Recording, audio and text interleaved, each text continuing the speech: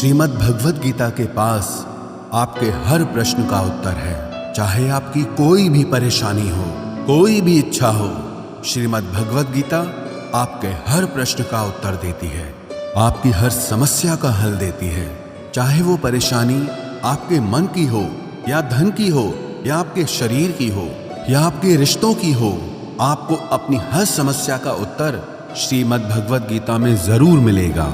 आज हम उसी श्रीमद् भगवद गीता के ऐसे 11 अनमोल उपदेश आपको बताएंगे जो आपकी पूरी जिंदगी बदल देंगे। बस आप इन बातों को वीडियो के अंत तक ध्यान से सुनिए। जो भी व्यक्ति इस वीडियो को अंत तक सुनेगा उसे अपनी जिंदगी, उसे अपनी हर परेशानी का हल अवश्य मिलेगा। उसे अपनी जिंदगी में जो कुछ भी चाहिए वो उसे जरूर मिलेगा। श्रीमद् भगवद गीता का सबसे पहला उपदेश यही है कि कोई अगर आपका अपना है या कोई आपसे बड़ा है तो उसका अपने प्रति गलत व्यवहार कभी भी सहन नहीं करना चाहिए। ये गीता का उपदेश हमारी जिंदगी से भी जुड़ा है। हम भी अपने मन की अधिकतर तकलीफों को ये सोचकर जिंदगी भर सहते रहते हैं कि ये तो मेरा अपना है, ये तो मेरा बड़ा है, इसको हम कैसे कुछ कह सकते हैं। हम अगर नहीं सहेंगे, कुछ कह देंगे तो हमारे रिश्ते ही खराब हो जाएंगे, हमारे रिश्ते ही समाप्त हो जाएंगे। पर सोचने की बात यह है कि उस व्यक्ति को आप अपना कैसे मान सकते हैं जो आपकी तकलीफों की वजह हो। अपना तो वो होता है जो हमारी तकलीफों को दूर कर दे।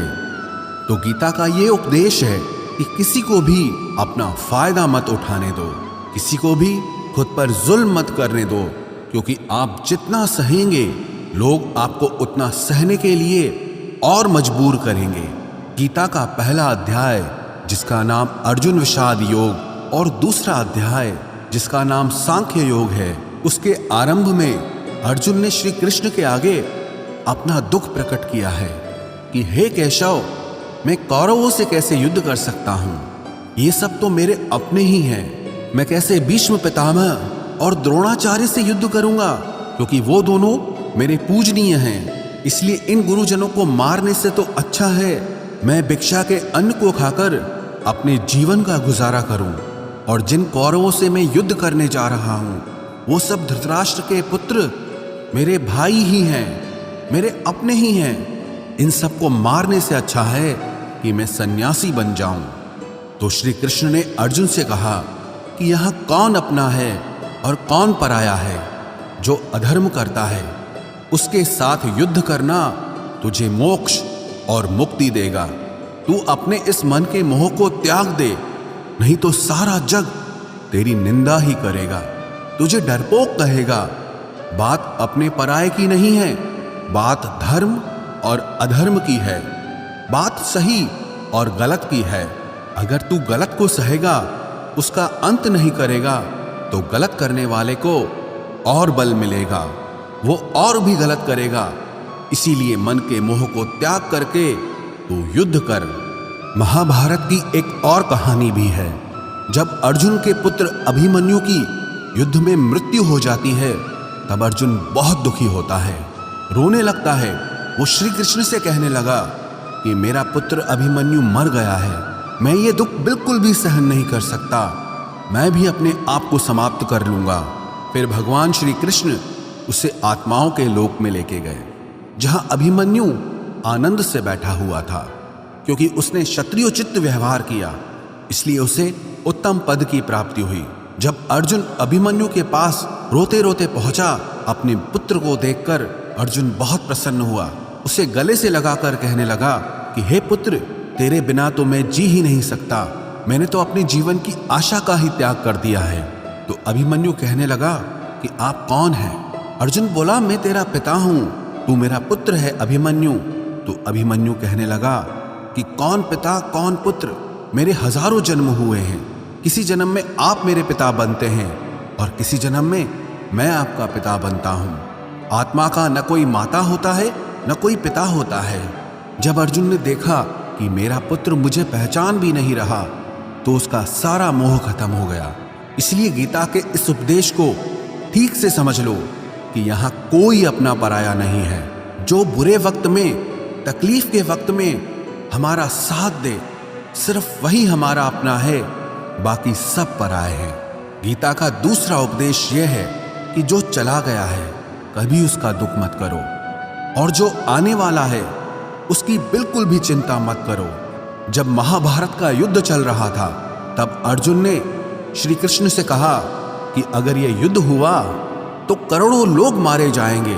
जो सैनिक और योद्धा इस युद्ध में मारे जाएंगे उनकी स्त्रियों का क्या होगा, समाज कैसे आगे बढ़ेगा। और भी बहुत सी बातें अर्जुन ने विस्तार से कही हैं।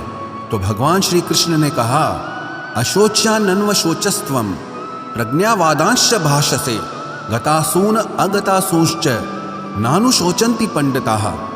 श्री कृष्ण बोले, हे अर्जुन, तू बड़ी बड़ी ज्ञानियों जैसी बातें करता है, लेकिन जो सच में ज्ञानी होता है, वो जो लोग मर चुके हैं, जा चुके हैं या एक दिन जाने वाले हैं, उनकी चिंता नहीं करता है, उनका दुख नहीं करता है। तेरे हाथ में कुछ भी नहीं है, तू चाहकर भी कुछ कंट्रोल नहीं कर सकता। जीवन और मरण ये तो प्रकृति की नियति है। इसीलिए जो ज्ञानी होता है वो किसी के मरने पर भी रोता नहीं है। ज्ञानी जन ना ही बीते हुए कल का शोक करते हैं और ना ही आने वाले कल की चिंता करते हैं। इसीलिए जो होने वाला है वो होकर ही रहता है, और जो नहीं होने वाला है वो कभी नहीं होगा। ऐसा निश्चय जिसको समझ में आ जाता है, जिसकी बुद्धि में आ जाता है, उसे कभी कोई चिंता नहीं सताती, कोई दुख नहीं सताता। हमारे सारे दुखों का कारण ही यही है। या तो हम जो वक्त गुजर चुका है उसे सोच सोच कर परेशान होते रहते हैं, या भविष्य की चिंता कर करके खुद को बीमार कर देते हैं, नष्ट कर देते हैं। गीता का ज्ञान हमें यही सिखाता है कि ना तो हम बीता हुआ कल बदल सकते हैं और ना ही आने वाले कल पर कंट्रोल कर सकते हैं। हमारे हाथ में सिर्फ वर्तमान है, सिर्फ आज का ही पल है। हमारा 98% तनाव और चिंताएं भूतकाल और भविष्यकाल के बारे में सोचते रहने से होता है। हम हमेशा उसी में ही जीते रहते हैं, मगर वर्तमान में कभी नहीं जीते, इस पल को कभी नहीं जीते। जब आप वर्तमान का पूरा आनंद लेना सीख जाओगे, तभी आपकी जिंदगी से तनाव कम होगा, चिंताएं खत्म होगी।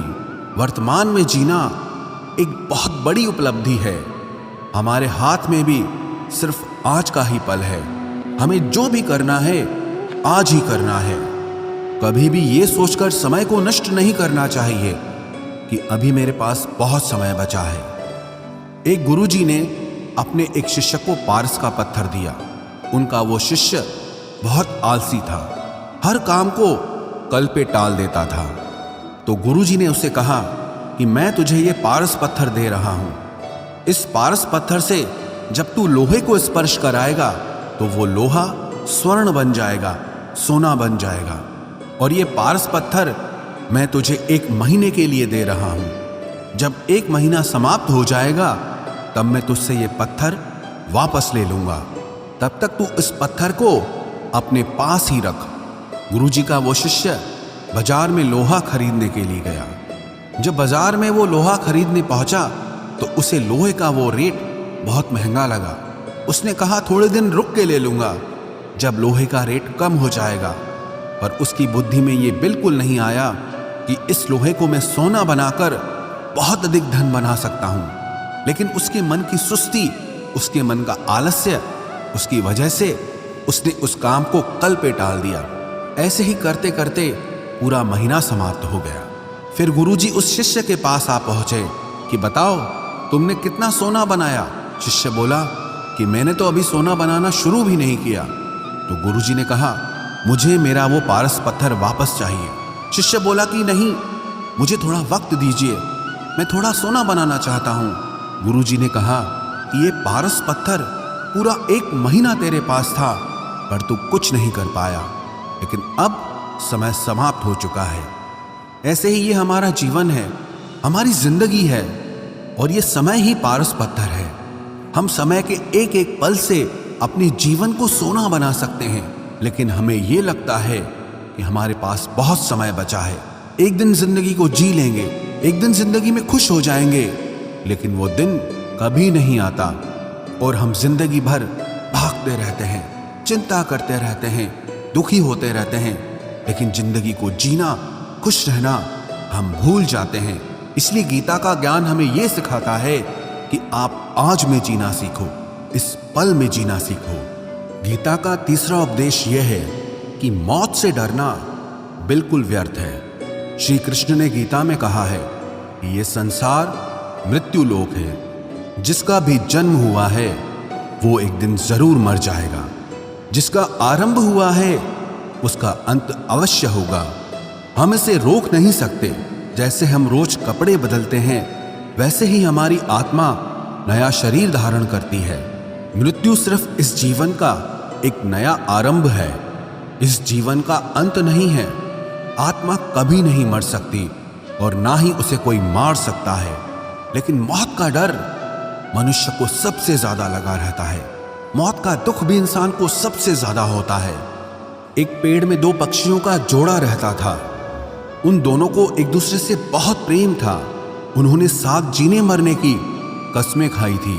एक दिन वहां एक शिकारी आया और उसने एक तीर चलाकर वहां पेड़ पर बैठे मादा पक्षी को मार दिया। तो वो अकेला नर पक्षी रोने लगा कि मैं तुम्हारे बिना कैसे जी पाऊंगा। तुम्हारी जगह मेरी मृत्यु आ जाती, मेरा जीवन तुमको मिल जाता।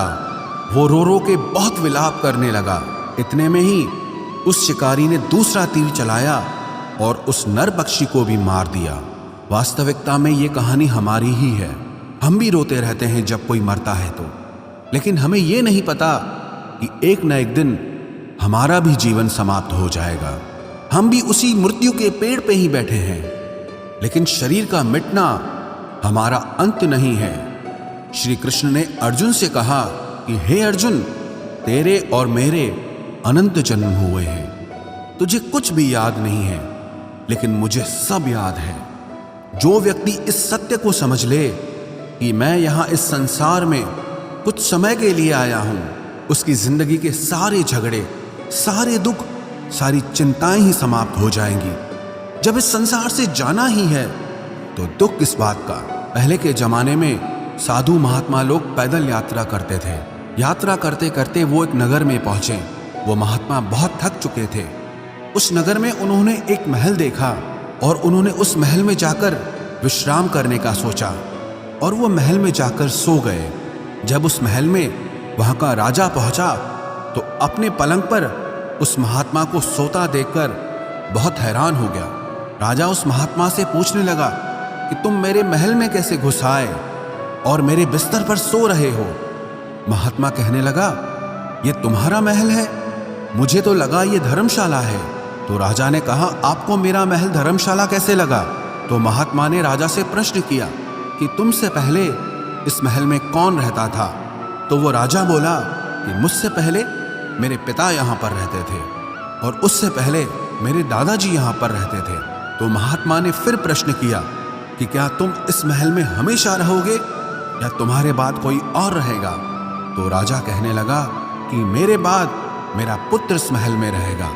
तो महात्मा राजा से कहने लगे कि जिस जगह पर रहने वाले बार बार बदल जाते हों उसे घर कैसे कह सकते हो? वो तो धर्मशाला ही है। इसीलिए तेरे महल को धर्मशाला समझकर मैं इसमें रात बिताने के लिए आ गया। धर्मशाला जान जग को, जीव सब मेहमान है। मोह किससे मत करो, सब स्वप्न का सामान है। यदि हम भी इस बात को समझ लें कि हम यहाँ कुछ समय के लिए आए हैं, आनंद करने के लिए आए हैं, खुश रहने के लिए आए हैं, तो हमारे सारे दुख ही समाप्त हो जाएं। जब हम अपना मोह यहाँ जमा लेते हैं, अपना दावा यहाँ जमा लेते हैं कि ये मेरा है, इसे मैं छोड़ नहीं सकता, इसके बिना मैं जी नहीं सकता, तो हमारा जीवन दुखों से भर जाता है। इसलिए जीवन में मृत्यु का भय त्याग करके जीवन का प्रतिपल आनंद लेना चाहिए। गीता का चौथा उपदेश, मन और विचारों को कंट्रोल किए बिना जीवन में कभी शांति और सुकून मिलने वाला ही नहीं है। अर्जुन ने श्री कृष्ण से कहा कि मेरा मन सही गलत सब कुछ जानता है, फिर भी मेरे विचार और मेरा मन मुझसे कंट्रोल नहीं होता। मैं जो करना चाहता हूं वो कर नहीं पाता हूं। और जो नहीं करना चाहता हूं वो मेरा मन मुझसे जबरदस्ती करवाता है। इसीलिए मैं बेचैन हो गया हूं, मुझे शांति प्राप्त नहीं हो रही। तो श्री कृष्ण ने अर्जुन से कहा, उसके लिए तुझे अपने मन और विचारों से डिटैच होकर अपने मन और विचारों को सही दिशा में ले जाने की प्रैक्टिस करनी होगी, अभ्यास करना होगा। और ये एक दिन का काम नहीं है। जब तक तू अपने मन और विचारों की गुलामी का त्याग नहीं करता, तब तक तुझे जीवन में कभी शांति नहीं मिलेगी। एक राजा था, वो बहुत बेचैन और परेशान रहता था। एक दिन वो अपने गुरुजी के पास गया और उनसे कहने लगा कि मेरा मन बहुत बेचैन है, मैं बहुत परेशान हूँ, मैंने पूरे संसार को जीत लिया है, सब कुछ है मेरे पास, पर मैं खुश नहीं हूँ, मेरे मन में सुकून नहीं है, शांति नहीं है। तो गुरुजी ने राजा से कहा कि तुम्हारे नगर में अगर कोई ऐसा व्यक्ति है जिसने सुकून को प्राप्त कर लिया है, शांति को प्राप्त कर लिया है, तुम उसका एक बार कुर्ता पहन लो तो तुम्हारे जीवन में भी शांति आ जाएगी। राजा बहुत प्रसन्न हो गया कि ये तो बहुत आसान काम है। वो अपने राजमहल में आया और राजसभा में वो सबसे कहने लगा कि आप लोगों में से जो भी शांत हो चुका हो, जिसे सुकून मिल गया हो, वो अपना कुर्ता मुझे दे दे। वो बदले में जितना भी धन मांगेगा मैं उसे दे दूंगा। सब लोग एक दूसरे का मुंह देखने लगे। पैसों का लालच आया, लेकिन सबको एक दूसरे की सच्चाई पता थी, क्योंकि किसी की जिंदगी में भी शांति और सुकून नहीं था। सब अपना सर झुकाकर वहां पर खड़े हो गए। फिर उस राजा ने पूरे नगर में ढिंढोरा पिटा दिया कि जिसे भी शांति प्राप्त हो चुकी हो, सुकून प्राप्त हो चुका हो, वो मेरे पास आकर अपना कुर्ता दे दे। वो जितना कहेगा उससे उतना ही धन दिया जाएगा। लेकिन एक भी व्यक्ति ऐसा नहीं मिला जिसे शांति प्राप्त हो चुकी हो। वास्तविकता में जब कोई मरता है तब हम कहते हैं कि वो फलां व्यक्ति आज शांत हो गया। कभी किसी जिंदा इंसान के लिए नहीं सुना कि एक जीता जागता इंसान शांत हो गया है। राजा के सैनिक पूरे शहर में ढूंढते रहे। फिर उन्हें पेड़ के नीचे एक महात्मा तपस्या करता दिखा, जिसके चेहरे पे एक शांति थी, सुकून था। वो सैनिक उस महात्मा के पास आकर पूछने लगे कि क्या आपने शांति प्राप्त कर ली है, सुकून प्राप्त कर लिया है? महात्मा ने कहा, मैं पूरी तरह से शांत हूं। तो सैनिक उसे राजा के पास ले आए। राजा ने उस महात्मा से प्रश्न किया कि क्या आपको शांति और सुकून प्राप्त हो चुके हैं? वो महात्मा कहने लगे, महाराज, मैं पूरी तरह से शांत हूं, मुझे कोई चिंता नहीं, मुझे किसी चीज की लालच नहीं, मुझे कोई इच्छा नहीं है। तो राजा भी बहुत प्रसन्न हो गए कि आखिर वो व्यक्ति मिल ही गया जिसे शांति की प्राप्ति हो चुकी है, जिसे सुकून प्राप्त हो चुका है। तो राजा उस महात्मा से कहने लगे कि हे महात्मा, आप कृपया करके अपना कुर्ता मुझे दे दीजिए, बदले में आप जो मांगेंगे मैं आपको दे दूंगा। वो महात्मा कहने लगे कि महाराज, सुकून और शांति तो मुझे मिल चुके हैं, लेकिन क्या करूं, मेरे पास कुर्ता ही नहीं है पहनने के लिए जो मैं आपको दे सकूं। जब राजा ने उस महात्मा की ये बात सुनी कि इस महात्मा के पास कुर्ता भी नहीं है पहनने के लिए, उसके बाद भी ये महात्मा एकदम शांत है, इसके जीवन में सुकून है। मैं सारी जिंदगी धन को जोड़ने में लगा रहा, दुनिया जीतने में लगा रहा, लेकिन मुझे शांति नहीं मिली, सुकून नहीं मिला, क्योंकि शांति और सुकून बाहर की चीज नहीं है, अपने भीतर की चीज है। इसीलिए जब तक कोई व्यक्ति अपने मन और विचारों को कंट्रोल नहीं करता, तब तक उसके जीवन में सुकून और शांति नहीं आती। और गीता का उपदेश हमें यही सिखाता है कि जीवन में शांति चाहिए तो मन को शांत करना सीखो। गीता का 5वां उपदेश यह है कि वासना, क्रोध और लालच सर्वनाश का कारण है, नर्क का द्वार है। जिस भी मनुष्य में ये 3 अवगुण होते हैं, वो हमेशा दूसरों को दुख पहुंचाकर अपने ही सुख और स्वार्थ की पूर्ति करता रहता है। किसी भी चीज की हद से ज्यादा वासना करना और क्रोधी स्वभाव होना और मन में लालच होना उसके जीवन के सुख को समाप्त कर देते हैं, उसके सारे रिश्तों में जहर भर देते हैं। इन्हें नर्क का द्वार इसीलिए कहा गया है क्योंकि जिस इंसान में अत्यधिक क्रोध है, लालच है, वासना है, उसका पूरा जीवन जहर से भर जाता है। उसको मरने के बाद नहीं, जीते जी यहीं पर नरक का दर्शन होता है। गीता का छठा उपदेश यह है कि सब भगवान एक ही हैं, कोई छोटा बड़ा नहीं है। सब एक परब्रह्म परमात्मा के अलग अलग रूप और नाम हैं। श्री कृष्ण ने गीता के 10वें अध्याय विभूति योग में बताया है कि जितने भी जगत के देवी देवता हैं वो सब मेरी ही विभूति है।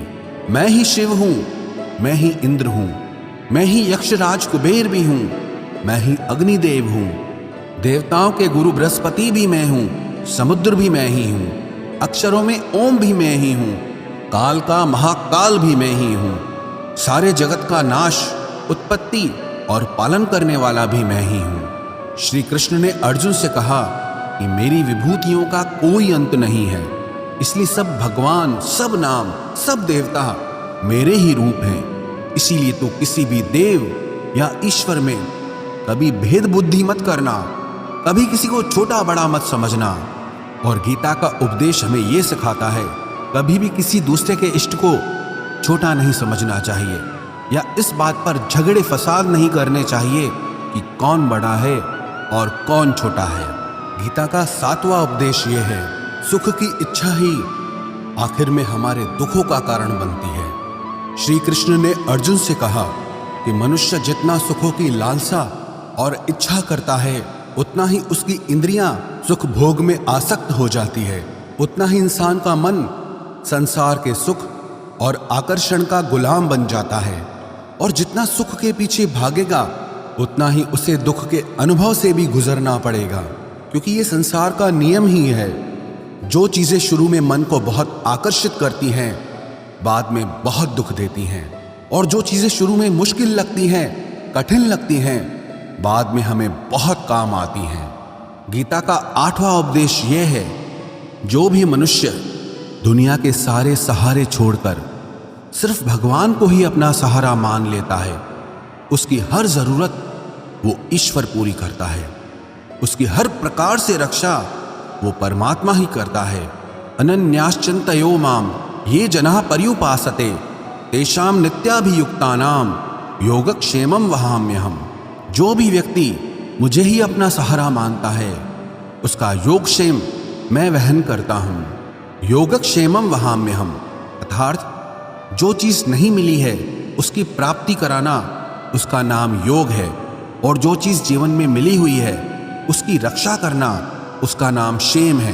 तो श्री कृष्ण कहते हैं जो मुझ पे डिपेंड हो जाते हैं उनको जो चाहिए वो मैं जरूर देता हूँ, और उनकी हर प्रकार से मैं रक्षा भी करता हूँ। गीता का 9वां उपदेश यह है कि इस संसार में हमारा कुछ भी नहीं है। गीता सार में आपने कई बार सुना होगा कि तुम्हारा क्या गया जो तुम रोते हो, तुम क्या लाए थे जो तुमने खो दिया, तुमने क्या पैदा किया जो नष्ट हो गया, तुमने जो लिया यहीं से लिया, जो कुछ भी दिया यहीं पर दिया। जो आज तुम्हारा है कल किसी और का होगा, क्योंकि परिवर्तन इस संसार का नियम है। कल तक जिसके बिना आप जी नहीं सकते थे आज उनसे कोई रिश्ता ही नहीं है, बातचीत तक नहीं है। कहाँ गए वो जीवन भर के सारे रिश्ते, वो सारे मित्र जो साथ जीने मरने की बातें करते थे, आज पता भी नहीं कि वो लोग कहाँ चले गए।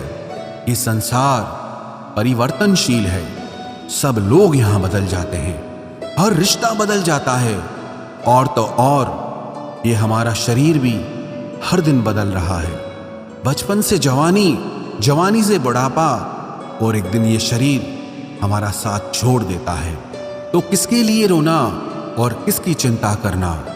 हम सारी जिंदगी चीजों को, रिश्तों को, जिंदगी को बनाने में, सजाने में, संवारने में लगे रहते हैं, लेकिन एक दिन सब कुछ बिखर जाता है। सारी जिंदगी जिस संपत्ति, जिन रिश्तों के लिए हम लड़ते रहते हैं, एक दिन सब कुछ छोड़ करके हमें इस दुनिया से जाना पड़ता है। गीता का 10वां उपदेश हमें यह सिखाता है कि किसी से भी हद से ज्यादा मोह कभी मत करना। श्री कृष्ण ने गीता का पूरा ज्ञान ही अर्जुन के मोह को नष्ट करने के लिए कहा है।